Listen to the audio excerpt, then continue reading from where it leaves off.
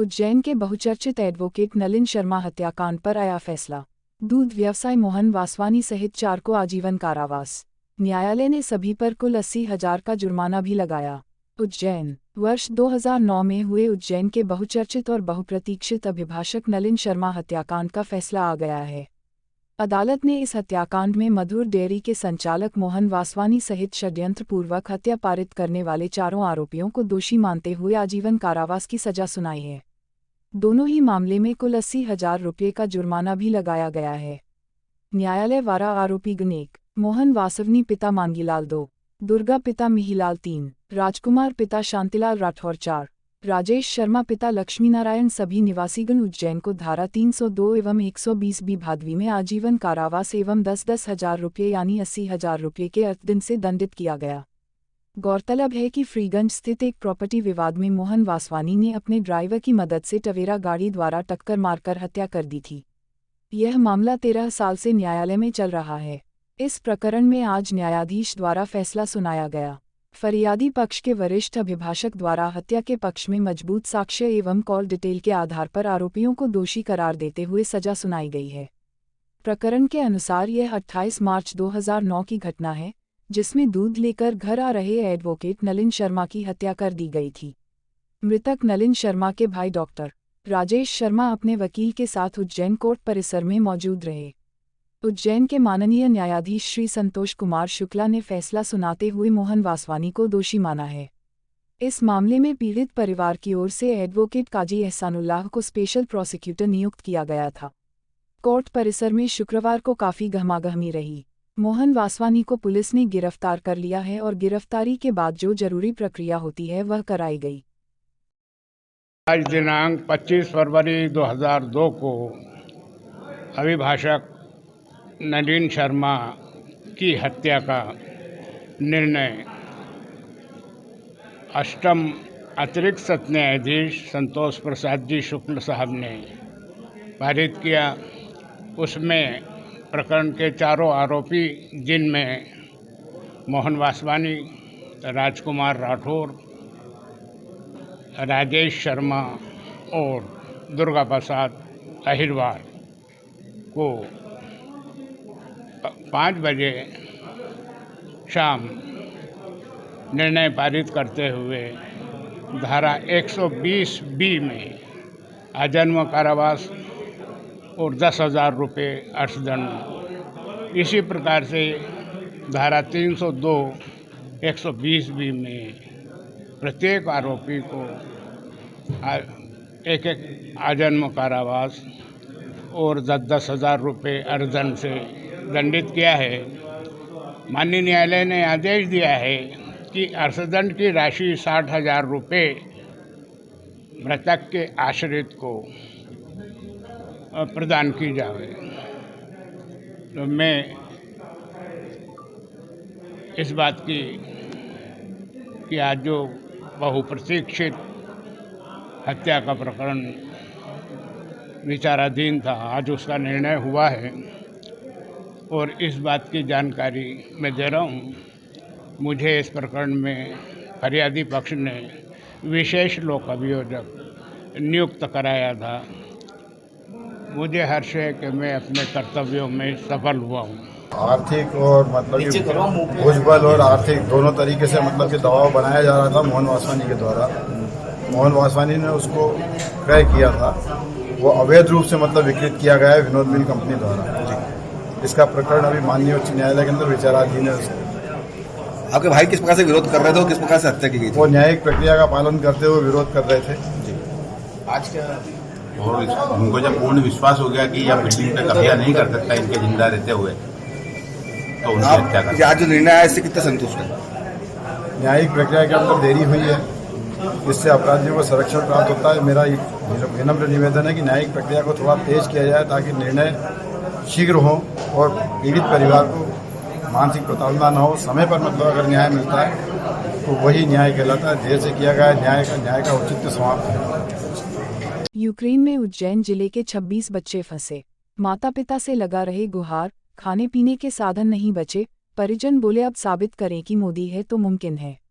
उज्जैन। देशभर की नज़र इस समय रूस और यूक्रेन के युद्ध पर बनी हुई है। ऐसे में हिंदुस्तान तक यूक्रेन के युद्ध की हड़कंप देखने को मिल रही है, क्योंकि देश प्रदेश के हजारों बच्चे जो पढ़ाई के लिए यूक्रेन गए हुए थे, वह संकट में है। परिजन सिर्फ और सिर्फ सरकारों से गुहार लगा पा रहे हैं। यूक्रेन में हुए रूस हमले का असर मध्य प्रदेश के उज्जैन में भी देखने को मिला है। ये असर माता पिता से दूर पढ़ाई करने गए बच्चों की चिंता का है। यूक्रेन में इस समय उज्जैन जिले के 26 बच्चे फंसे हुए हैं, जिसमें से 12 बच्चे उज्जैन शहर के हैं। इन सभी बच्चों के परिजनों को अब बच्चों की चिंता सता रही है, क्योंकि बच्चों ने अपने परिजनों से फ़ोन पर बातचीत में बताया है कि उनके पास अब खाने पीने के लिए कुछ बचा नहीं है। खुद को बचाने के लिए बंकर में छुपे हुए हैं। आसपास से लगातार बमबारी की आवाज़ें आ रही हैं। यूक्रेन सरकार ने बच्चों को पैदल मार्ग से सीमावर्ती इलाकों तक जाने के लिए कहा है, जिसकी दूरी 20 किलोमीटर है। ऐसे में अगर बच्चे पैदल निकलते हैं तो रास्ते में कभी भी कुछ हादसा भी हो सकता है। बच्चों के आपबीती ने माता पिता की धड़कनें बढ़ा दी है और परिजन चिंतित हैं कि कहीं उनके बच्चों के साथ कुछ हो न जाए। अब परिजन एक ही बात कह रहे हैं कि लोग कहते हैं कि मोदी है तो मुमकिन है, तो आज मोदी जी को ये मुमकिन कर दिखाना होगा कि यूक्रेन से बच्चे सुरक्षित आ जाए। हेलो नमस्कार, मेरा नाम आकाश भार्गव है। मैं Ternopil national medical university Ukraine में पढ़ाई कर रहा हूँ 5th कोर्स में। हेलो, मेरा नाम जोशी नयन है और मैं सुमी स्टेट मेडिकल यूनिवर्सिटी में पढ़ाई कर रहा हूँ। और थोड़े दिन पहले हमको एक न्यूज़ मिला था कि रसिया से उनके सैनिक बॉर्डर पर आ चुके हैं और हमारा सुमी स्टेट है वो बहुत नज़दीक है रसिया से, अप्रॉक्सीमेटली 40 किलोमीटर। सो हम लोग को थोड़ा डर जैसा लगा। सो हम लोग वहाँ से शिफ्ट होके दूसरी सिटी में आ गए हैं। अभी कल रात को ही हमको पता चला कि कुछ स्टेट के अंदर एक्सप्लोजन्स यानी बम फटने की हमको न्यूज़ मिली है।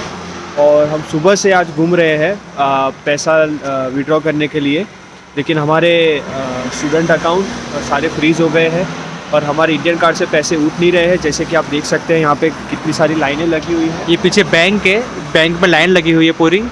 बैंक में कहीं पैसा नहीं मिल रहा है। सारे मार्केट्स जो थे ग्रोसरीज़ के वो सब ख़त्म हो चुके हैं, तो खाने को भी कुछ नहीं है। फ़्लाइट्स में एयरपोर्ट सारे बंद कर दिए हैं। ओनली एक लिविव का एयरपोर्ट खुला हुआ है। सारी फ़्लाइटें कैंसिल हो चुकी है। फ़्लाइट के भाव 1.5 से 2 लाख के हो चुके हैं, जो कि 30-40 हज़ार की फ़्लाइट हुआ करती थी। तो इंडियन गवर्नमेंट से हमारी यही दरख्वास्त है कि सर आप हमको या तो फ़्लाइट अरेंज करवाएं, यहाँ पर हमारे एटलीस्ट खाने पीने की व्यवस्था कुछ तो करवाएं, जिससे हम लोग को थोड़ी राहत मिल सके। तो बस आपसे यही निवेदन था हमारा। Thank you sir. सांसद जी से मदद मांगी हम लोगों ने। कल हम लोग गडकरी जी के उसमें भी गए थे, लेकिन प्रोटोकॉल के तहत हम लोगों की मुलाकात नहीं हो पाई। हम लोग भारत सरकार, मध्य प्रदेश सरकार से ये गुहार करते हैं कि हमारे बच्चे वहाँ से सुरक्षित निकाल लिए जाएँ, क्योंकि वहाँ खाने पीने की सारी प्रॉब्लम आने लग गई। राशन की दिक्कत हो रही है, दूध पानी सभी की तकलीफ है। बच्चों में भय और डर का माहौल है। पड़ोसी दो देश से पोलैंड या भारत सरकार वहाँ से मदद लेके बच्चों को वहाँ सेफ पहुँचा के वहाँ से बुलवा सकती है। क्या नाम भारत को क्या काय की तैयारी कर रहे हैं? मेरी गुड़िया का नाम अनुष्का यादव, वो MBBS 4th ईयर में है, वो मेडिकल की तैयारी कर रही है। आपसे चर्चा हुई थी क्या उनकी? मेरी चर्चा वो गुड़िया से रात को हुई थी। उनका कहना है कि हो सकता है कि आज दोपहर बाद नेट भी बंद हो जाए, तो हमारी वो व्हाट्सअप कॉलिंग पे जो बात होती है वही बंद हो जाएगी। कितने वर्षों से यहाँ पे? गुड़िया 4 वर्षों से। क्या नाम है उनका? अनुष्का यादव। आपका नाम? संजय यादव। कहाँ रहते हैं? हमारे बच्चे मेडिकल के MBBS की शिक्षा के लिए गए हुए हैं यूक्रेन। वहाँ टर्नोपिल शहर में वो लोग अभी वर्तमान में हैं, वहीं की यूनिवर्सिटी से कर रहे हैं। आज की स्थिति वहाँ युद्ध की बनी हुई है। युद्ध के कारण वहाँ सब बाज़ार वगैरह बंद हो चुके हैं। जो थोड़ा बहुत बाज़ार में राशन पानी था वो वहाँ से पूरा ख़त्म हो चुका है। बच्चों को आज दूध पानी और खाने की भी तकलीफ़ें आ चुकी है। इवन उनके जो बैंक खाते खुलवाए थे यूनिवर्सिटी ने, वो खाते भी सीज हो गए। पैसा उनके पास पहुँच नहीं पा रहा है। उनके पास जो पैसा बचा था उसके द्वारा ही वो चला रहे। 2-2, 4-4 दिन का बच्चों पास खाना बचा है। वहाँ पे खाने की भी तकलीफ़ वहाँ पे चालू होने वाली। बच्चों के पास 1-2 दिन में ही बच्चे वहाँ काफ़ी परेशान हैं। जैसे आपको पता था कि युद्ध की स्थिति बन रही है, तो आपने कोशिश ना की? क्या हुआ, पहले तो वार्ता ही चलती थी। बच्चों को बोला भी था, तो बच्चों की ऑफलाइन क्लास चल रही थी, ऑनलाइन नहीं की गई थी। बच्चे वहाँ से अपना 2-2, 3-3 महीने बाद परीक्षाएं थी, तो छोड़ के आना नहीं चाहते थे। और भारत सरकार की ना कोई एडवाइजरी चालू हुई थी। जब युद्ध की घोषणा और युद्ध की पूर्ण वही हो गया, तब तक भारत सरकार ने अपनी एडवाइजरी जारी की। जब तक काफ़ी समय बीत चुका था, हवाई अड्डे वहाँ के बंद हो चुके हैं, कोई फ़्लाइट की वहाँ से कनेक्टिविटी नहीं है। बच्चे जिस स्थान पे वहाँ से पड़ोसी देशों की बाउंड्री भी 300 400 किलोमीटर दूर है। जाने के लिए अभी कोई साधन वहाँ पर उपलब्ध नहीं है। बच्चे जिस स्थान पे, जिस हॉस्टल में, जिस रूम में हैं, वहीं फंसे हुए हैं। क्या नाम है इसके बालक का आपके? मेरे बालक का नाम आकाश भार्गव है। भाई साहब की गुड़िया भी वहाँ है। आप कहाँ पे रहते हैं, क्या नाम है आपका? मैं फिजीगंज में रहता हूँ। मेरा नाम उमेश भार्गव है। ऐसे कुल कितने बच्चे हो गए, आपको कोई जानकारी है आपको? मेरे परिवार से 6 बच्चे हैं, जिसमें 2 तो हमारे यहाँ से हैं और 4 बच्चे मेरे गुजरात से हैं, परिवार के ही। और उज्जैन से जो गए थे वो भी नहीं आया, वो भी उलझे हुए हैं। एक हवाई जहाज जो पहले 22 तारीख को गया था, 31 तारीख को, उसमें केवल वो वीआईपीओ के और इनके ही बच्चे आ पाए हैं, जिनको यहीं से पहले से कर दिया गया था। आपका नाम? उमेश भार्गव।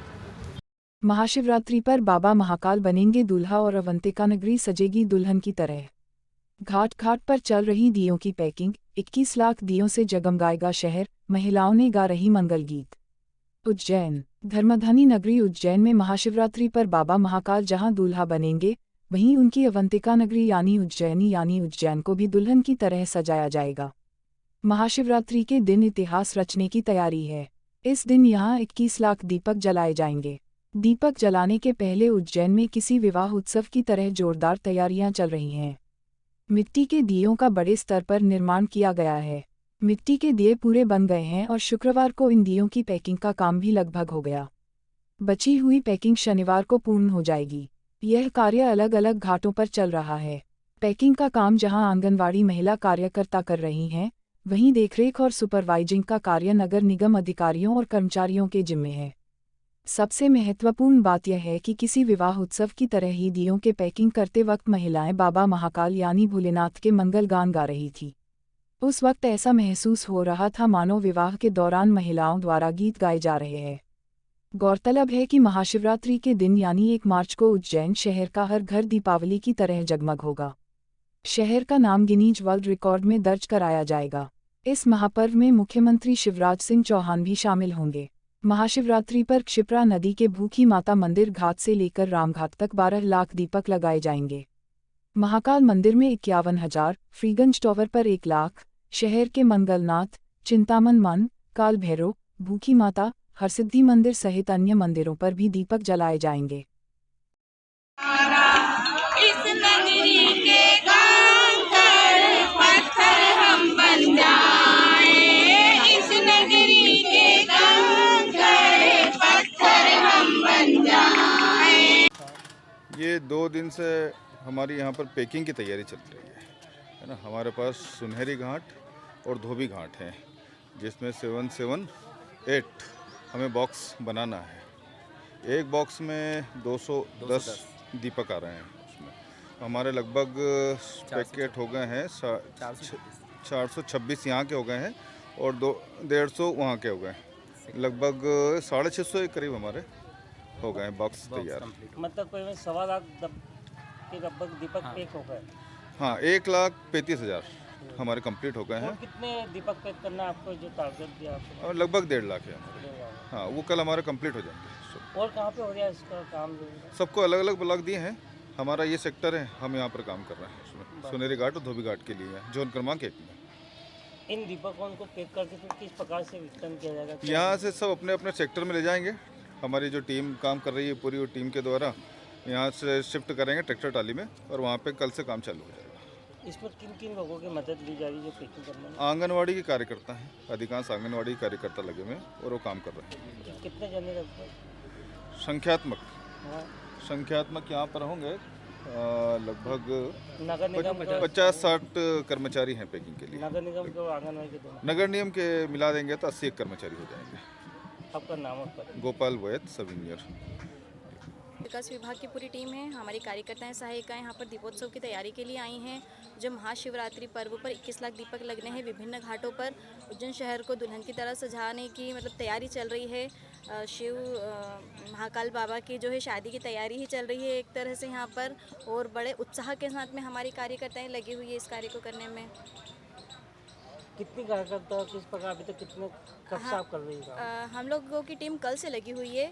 कल हमारी 150 वर्करों को हमने लगाया था, आज हमारी 50 वर्कर आई हैं यहाँ पर, है ना, और दूसरे घाटों पर भी काम कर रही हैं। अभी आप कुछ भजन भी गा रहे थे, किस प्रकार से? हाँ जी, यही शादी की तैयारी चल रही है महाकाल बाबा की, तो सभी कार्यकर्ता बड़े उत्साह के साथ भजन के साथ में काम कर रही है। आपका नाम और पद? मेरा नाम रीना मालवी है, ICD शहर क्रमांक 2 में मैं सुपरवाइज़र हूँ। बिनोद मिल के मजदूरों को नहीं मिल रहा न्याय, करोड़ों रुपया दबाए बैठा है प्रशासन। फिर शुरू किया धरना प्रदर्शन, राजनीतिक संगठनों व ट्रेड यूनियनों से सहयोग की अपील। उज्जैन शहर की बंद पड़ी बिनोद मिल के मजदूरों का करीबन 30 साल से चला आ रहा संघर्ष खत्म होने का नाम नहीं ले रहा है। सुप्रीम कोर्ट के आदेश के बावजूद मजदूरों को अभी तक करोड़ों रुपए की राशि का भुगतान नहीं हुआ है। इस मामले में आज एक बार फिर बिनोद मिल के श्रमिकों ने पत्रकार वार्ता लेकर अपनी बात रखी। मजदूर नेताओं ने कहा कि बिनोद मिल के श्रमिकों को सुप्रीम कोर्ट के आदेश के पालन में भुगतान जिला कलेक्टर और राज्य सचिव ने नहीं किया। 27 फरवरी 2019 को सुप्रीम कोर्ट ने आदेश दिया था कि जमीन हम परिसमापक को देंगे। परिसमापक को सुप्रीम कोर्ट के आदेश से जमीन दे दी गई। ब्याज सहित भुगतान श्रमिकों को 2 वर्ष में करना था, जो 27 फरवरी 2021 को भुगतान नहीं किया। हमने contempt of court supreme court में प्रस्तुत किया। उसमें सुप्रीम कोर्ट ने आदेश दिए थे कि 10% कोर्ट में जमा करें। शेष 88 करोड़ 74 लाख 31 जनवरी 2022 तक जमा करना था, परंतु हमारी सुनी नहीं गई और राशि जमा नहीं की गई। एक बार फिर हमने नोटिस दिया, कंटेम्प्ट हमने प्रस्तुत कर दिया है। हम 24 फरवरी से धरना आंदोलन। विनोद बिमल मिल के श्रमिकों को सुप्रीम कोर्ट के आदेश के पालन में भुगतान जिला कलेक्टर और राज्य सचिव ने नहीं किया। इस कारण हमने प्रेस कॉन्फ्रेंस आज ली है और 27 फरवरी 2019 को आदेश दिया था सुप्रीम कोर्ट ने कि ज़मीन हम परिसमापक को देंगे, तो परिसमापक को सुप्रीम कोर्ट के आदेश से ज़मीन दे दी गई और ब्याज सहित भुगतान 2 वर्ष में करना था, जो 27 फरवरी 2021 को भुगतान नहीं किया, जिसके लिए हमने 16 मार्च को कंटेम सुप्रीम कोर्ट में प्रस्तुत किया। 30 जुलाई को उसमें आदेश हुए थे कि विरोध करते 10% जमा करें, तो 9 करोड़ 82 लाख जमा हुआ। शेष 88 करोड़ 73 लाख रुपए उनको अभी 31 जनवरी 2022 को जमा करना था, मगर किसी ने हमारी सुध नहीं ली। 1 तारीख को हमने हमारे वकील धीरज सिंह परमार के माध्यम से कंटेम का नोटिस दिया और वहाँ नवीन प्रकाश जी से सुप्रीम कोर्ट के अंदर कंटेम हमने प्रस्तुत कर दिया है जिला कलेक्टर और राज्य सचिव के, और हम 24 तारीख से धरना आंदोलन भी हमने चालू कर दिया है नगर निगम गेट के बाहर। शिव नवरात्रि की 9वीं तिथि पर महाकालेश्वर मंदिर में बाबा महाकाल को 1.25 लाख रुद्राक्ष अर्पित किए गए। प्रसाद के रूप में भक्तों को बांटे जाएंगे रुद्राक्ष। उज्जैन के विश्व प्रसिद्ध महाकालेश्वर मंदिर में शिव नवरात्रि का उत्सव चल रहा है। 9 दिवसीय उत्सव के दौरान शुक्रवार को 9वीं तिथि पर बाबा महाकाल को रुद्राक्ष अर्पित किए गए। महाकालेश्वर मंदिर के पुजारी आशीष गुरु ने जानकारी देते हुए बताया कि यहां बाबा महाकाल को 1.25 लाख रुद्राक्ष अर्पित किए गए हैं। यह रुद्राक्ष मंदिर समिति के माध्यम से प्रसाद के रूप में भक्तों को वितरित किए जाएंगे। यह बता दें कि रुद्राक्ष भगवान शिव का सबसे प्रिय है।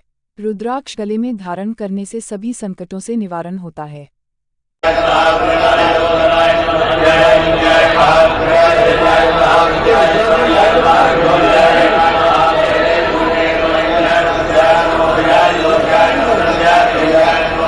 शिप्रा नदी के छोटे पुल के पास त्रिलोकेश्वर महादेव मंदिर में हुई चोरी।